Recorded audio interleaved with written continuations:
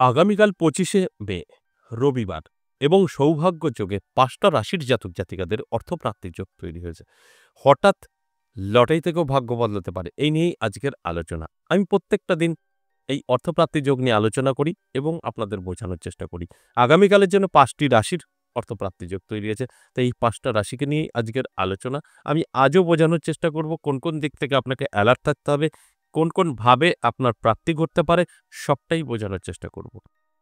এবং এই অর্থপ্রাপ্তি যোগ কিভাবে তৈরি হয়, অর্থপ্রাপ্তি যোগ কিভাবে ঘটে এবং শুভ সময়, লাকি নাম্বার, অশুভ সময় সবটাই জানানোর চেষ্টা করব। শেষ পর্যন্ত থাকলে সবটাই জানতে পারবেন। অবশ্যই সঙ্গে থাকুন। নমস্কার, জয় মা কামাখ্যা, জয় মা তারা। সবার আগে আমার সাথে কিভাবে যোগাযোগ করবেন সেই বিষয়টা একটু বলে নিই। আমার সাথে দুভাবে যোগাযোগ করতে পারবেন, অর্থাৎ দুটোই মন্দির, তারাপীঠ এবং আমার ১০ মহাবিদ্যা কালীবাড়ি। এই দুটো জায়গায় আপনি কিন্তু আমার সামনাসামনি বসে কথা বলতে পারবেন, আপনার সমস্যা নিয়ে আলোচনা করতে পারবেন এবং তার থেকে আপনি বেরিয়ে আসতে পারবেন, এটা আমি চ্যালেঞ্জ করে বলতে পারি। কারণ আমাদের পরামর্শ সৎ এবং সুপরামর্শ। সেখান থেকে আপনার ভাগ্য বদলাবে, এটাই স্বাভাবিক। তবে অবশ্যই আপনাকেও কিন্তু সম্পূর্ণভাবে সহযোগিতা করতে হবে। যাই হোক, অনলাইন এই মুহূর্তে বন্ধ আছে। অনলাইন সকলের জন্য নয়। কিছু ক্ষেত্রে অনলাইন আমরা অবশ্যই বিবেচনা করে নেব, সকলের ক্ষেত্রে না। এবার যে বিষয়টা, এই যে তারাপীঠ এবং নদিয়া এই দুটো জায়গাতেই আপনি আমার সামনাসামনি বসে আপনার সমস্যা নিয়ে আলোচনা করতে পারবেন। অনেকেরই প্রশ্ন যে আপনার চেম্বার কোথায়? চেম্বার নেই। দুটোই মন্দির। চেম্বার করার মতো সময় নেই। তাই মাসে ২ বার করে পেয়ে যাবেন তারাপীঠ, উম ইংরেজি মাসের শুরু এবং শেষ। আর আমার মন্দিরে ১০ মহাবিদ্যা কালীবাড়ি পাবেন সপ্তাহে ৩ দিন, মাসে ১২ দিন। সোমবার, মঙ্গলবার, বুধবার। এই ৩ দিন করে পেয়ে যাবেন। তাহলে কেন আপনি যোগাযোগ করবেন? কি বিষয়ে যোগাযোগ করবেন? সে বিষয়টা একটু বলি, তাহলে আপনার বুঝতে সুবিধা হবে। দেখুন, বর্তমান পরিস্থিতিতে আমাদের যে সমস্যাগুলো ফেস করতে হচ্ছে, আর এটা আমি বলি এ থেকে জেড আপনার সমস্যা যাই থাকুক না কেন, তার থেকে কিন্তু বেরিয়ে আসতে পারবেন। কারণ এই মুহূর্তে এটাই বেশি সমস্যার কারণ হচ্ছে প্রত্যেকটা সংসারে। অবৈধ প্রেম, ভালোবাসা, বিচ্ছেদ, বশীকরণ, শত্রু দমন নানাভাবে আপনি পিছিয়ে পড়া, ঋণগ্রস্ত হয়ে গেছেন, ধার জর্জরিত, বাস্তু ভালো নেই, রোগ ভোগ ছাড়ছে না, আপনার সন্তান, আপনার স্বামী বা আপনার স্ত্রী অবাধ্য, কথা শুনছে না বা নেশাগ্রস্ত হয়ে পড়ছে। কি করবেন বুঝতে পারছেন না, রানিং ব্যবসা বসে গেছে, চাকরি যাবে করছে। সম্পর্ক তো ভালো নেই কারোর সাথেই। এইভাবে আপনার জীবন কোনরকম কাটছে। সেখানে দাঁড়িয়ে আপনি অবশ্যই যোগাযোগ করতে পারেন। যদি এটা লং টাইম হয়, যদি হঠাৎ মনে হয় একটু ডিস্টার্ব, খারাপ, এটা নিয়ে কোনো রকম বড় ধরনের কোনো সিদ্ধান্ত নেওয়ার প্রয়োজন নেই। যদি মনে হয় না আমার এটা অরিজিনালি প্রয়োজন, বহুদিন ধরে সমস্যা চলছে, তাহলে যোগাযোগ করতে পারেন। কিভাবে যোগাযোগ করবেন? অবশ্যই হোয়াটসঅ্যাপে আসবেন, ভয়েস বা লিখে বলবেন, আমি তারাপীঠ আসতে চাই বা বীরনগর আসতে চাই। সেখানকার কন্ট্যাক্ট নাম্বার এবং অ্যাড্রেস আপনি পেয়ে যাবেন। সঠিকভাবে সেটাকে ব্যবহার করবেন, সরাসরি আপনি কিন্তু আমার মন্দির বা তারাপীঠ পৌঁছে যাবেন। যেরকম তারাপীঠের কন্ট্যাক্ট নাম্বারে আপনি সরাসরি ফোন করতে পারবেন, হোয়াটসঅ্যাপ নয়, কল করবেন, আপনাকে গাইড করে নেবে তারাপীঠ পৌঁছে গেলেই এবং আপনি এনিটাইম কথা বলতে পারবেন। শুধু ঘুমানোর টাইমটা বাদে। সরাসরি কল করে। মোটামুটি ৯টা পর্যন্ত, সকাল ৯টা টু রাত ৯টা এই টাইম আপনার কল কিন্তু রিসিভ করবে। যেটা তারাপীঠের নাম্বার। আর ওই তারাপীঠের নাম্বারে গিয়ে কোন রকম তথ্য জানতে চাইবেন না, তারা কিন্তু বলতে পারবে না। তারা শুধু ওই তারাপীঠের ব্যাপারেই কন্ট্যাক্ট করার জন্যই আপনার নাম ঠিকানা বলবেন, নামটা লিখবে, বাস এতটুকু। তার বাইরে ওরা কিছু তথ্য দিতে পারবে না। আর আমার মন্দিরে আসলে আপনি সবকিছুই জানতে পারবেন। কারণ এখানে আমিই প্রেজেন্ট থাকব এবং মন্দিরের ক্ষেত্রেও কিন্তু একই কথা। আপনি আপনার সুবিধা মতো অবশ্যই আসতে পারেন এবং এই ৩ দিন সোম, মঙ্গল, বুধ এই ৩ দিনের মধ্যে, এই ৩ দিনের মধ্যে আপনি এসে আপনার সমস্যা নিয়ে আলোচনা করতে পারেন। সেক্ষেত্রেও কিন্তু আমি বলতে পারি যে আপনার কিন্তু অবশ্যই যে বিষয় নিয়ে আসবেন তার থেকে সাকসেস আপনার হবেই। ঠিক এইভাবে আপনাকে সিস্টেমেটিতে এই দুটো জায়গার যেকোনো একটি জায়গায় এসে দেখা করতে হবে। তারপর আপনি আপনার সমস্যা নিয়ে আলোচনা করবেন, সেখান থেকে বেরিয়ে আসতে পারবেন। এইভাবে আপনাকে কিন্তু এগোতে হবে।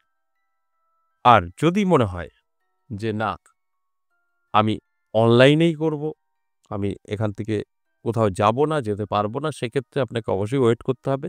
আমরা দেখব যদি সত্যিই আপনার অনলাইন প্রয়োজন আছে, অবশ্যই আপনাকে জানানো হবে, সেইভাবে কথাও বলা হবে।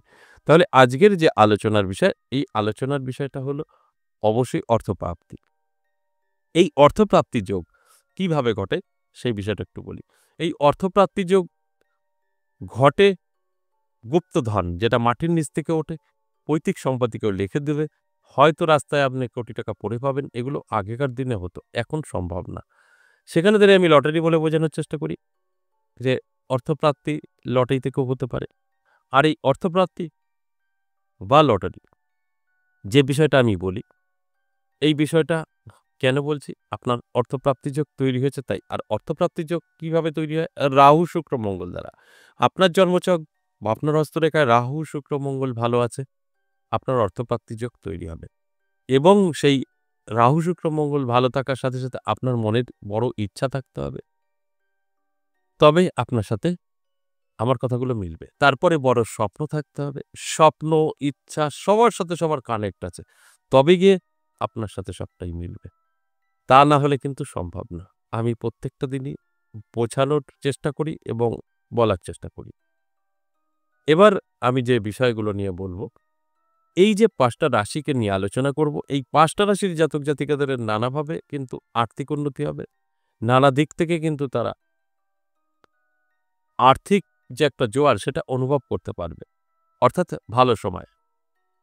তাই আমি আপনাদের অনুরোধ করব, অবশ্যই আমি যে নামগুলো বলব অ্যালার্ট থাকবেন, হস্তরেখা বা জন্মছক ভালো করে মিলিয়ে নেবেন। সব ঠিকঠাক আছে কিনা? যদি থাকে অবশ্যই আমি গ্যারান্টি দিয়ে বলতে পারি, আমার আজকের আলোচনা আপনার ভাগ্য বদলাবে। আর যদি কিছুই না বুঝে শুনে আপনার শুধু রাশি বলব, আপনার কোনো কিছু জানার দরকার নেই, লটারি কাটবেন আর কোটি টাকা পাবেন এরকম আশায় থাকেন, তাহলে কিন্তু আপনারই লস। তাই না বুঝে শুনে কোনো কিছু বলাও ঠিক না, কোনো কিছু করাও ঠিক না। এবার আসুন এক, এক করে সেই রাশিগুলো বলব। যে ৫ টা রাশিকে নিয়ে আজকের মূলত আলোচনা। ১ম এই আমি বৃষরাশির কথা বলব। বৃষরাশির জাতক জাতিকাদের খুব দারুণ সময় থাকবে। বৃষরাশির জাতক জাতিকারা যারা আছেন অ্যালার্ট থাকুন, চোখ কান খোলা রাখুন। হঠাৎ ভাগ্য বদলে যেতে পারে। আর যদি আপনি লটারি প্রিয় হন, ছোট করে একটি লটারি কাটতে পারেন। লাকি নাম্বার শুভ সময় আমি বলে দেব। আর যদি মনে হয় আমি কখনো লটারি কাটিনি, কাটবো না, সেক্ষেত্রে বলব অবশ্যই খুব ভালো, দরকার নেই। চোখ কান খোলা রাখুন। রাস্তাঘাটে ৳১০ বা ৳৫০০ করে পেতেই পারেন। মান্যতা দিন, পুজো করুন, ক্যাশে রাখুন। ২ নম্বর যে রাশির কথা বলব সেই রাশিটি হলো অবশ্যই কন্যা রাশি। কন্যা রাশির জাতক জাতিকাদেরও দারুণ সময়। কন্যা রাশির জাতক জাতিকাদের আমি বলব চোখ কান খোলা রাখুন, অ্যালার্ট থাকুন। আপনার জন্য কিন্তু যথেষ্ট শুভ সময়, অর্থপ্রাপ্তি যোগে নাম বেরিয়েছে। তাই প্রাপ্তি আপনার ঘটবেই। কিন্তু ভালো করে বুঝে শুনে তারপর আপনাকে এগোতে হবে। সেটা লটারি থেকেও হতে পারে। যদি লটারি নেশা মাঝে মধ্যে কাটা হয় তাহলে অবশ্যই আমি লাকি নাম্বার বলব এবং শুভ সময় মেইনটেইন করে একটি টিকিট কাটতেই পারেন। সেখান থেকেও আপনার ভাগ্যের পরিবর্তন ঘটে যেতে পারে। আর যদি মনে হয় আমি কখনো লটারি কাটিনি, প্রয়োজন নেই। চোখ কান খোলা রাখুন, অ্যালার্ট থাকুন। ৳১০ বা ৳৫০০ পড়ে পেতেই পারেন রাস্তাঘাটে। সেখান থেকেও কিন্তু আপনার ভাগ্য বদলাতে পারে। তবে খরচ করা যাবে না। ৩ নাম্বার যে রাশির কথা বলব ধনুরাশি। ধনুরাশির জাতক জাতিকাদেরও কিন্তু দারুণ সময়। হঠাৎ করেই ভাগ্য বদলে যেতে পারে। নানাভাবে আর্থিক উন্নতি হতে পারে। তাই আমি বলব অ্যালার্ট থাকার জন্য, চোখ কান খোলা রাখার জন্য। তাহলে অনেক কিছু আপনি বুঝতে পারবেন, উপলব্ধি করতে পারবেন। আর অবশ্যই এই আলোচনাগুলো শোনার পরে, ভালো করে বোঝার পরে, যদি আপনি লটারি প্রিয় হন, ছোট করে একটি লটারি কাটার পরে ভাগ্য যে বদলাবে সেটা কিন্তু আপনার জীবনে একটা দাগ কেটে যাবে।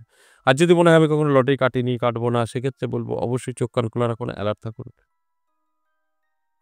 দেখবেন আপনার ৳১০ বা ৳৫০০ পড়ে রাস্তাঘাটে পেতে পারেন, সেটাকে মান্যতা দিন, পুজো করুন। ব্যাস আপনার এতেও কিন্তু ধীরে, ধীরে ভাগ্য বদলাবে। এরপর ৪ নাম্বার মকর রাশি। মকর রাশির জাতক জাতিকাদেরও দারুণ সময় থাকবে। মকর রাশির জাতক জাতিকারা যারা আছেন আমি বলব চোখ কান খোলা রাখুন, অ্যালার্ট থাকুন। আপনার ক্ষেত্রেও কিন্তু যথেষ্ট শুভ। আপনি লটারি প্রিয়, লটারি কাটেন, ছোট করে একটু লটারি কাটতে পারেন, সেখান থেকেও প্রাপ্তি করতে পারে।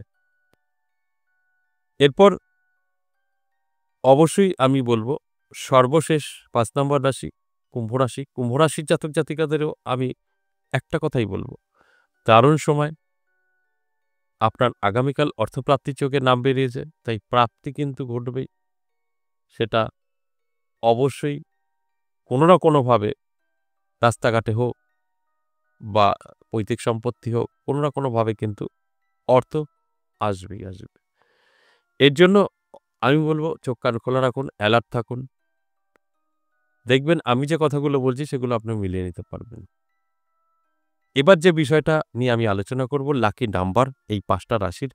বৃষ রাশির জন্য ৩, কন্যা রাশির জন্য ৫, ধনু রাশির জন্য ৯, মকর রাশির জন্য ৮, কুম্ভ রাশির জন্য ৭। এই নাম্বারগুলো লটারির সমস্ত সংখ্যাকে যোগ করে এই নাম্বারের সাথে মিললে আপনি সেটা নিতে পারেন।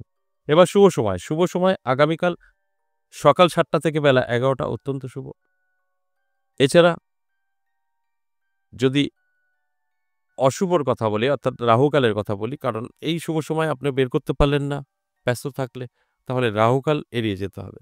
রাহুকাল আগামীকাল বিকেল ৪:৩৪ থেকে সন্ধ্যে ৬:১৪। এই সময়টা রাহুকাল কোনো শুভ কাজ করবেন না, লটারি তো কাটবেনই না। এছাড়া সারাটা দিন কিন্তু শুভই থাকছে। আশা করি বুঝতে পেরেছেন। আজ এ পর্যন্তই, আবারও আসবো নেক্সট ভিডিও নিয়ে। ততক্ষণ ভালো থাকুন। নমস্কার।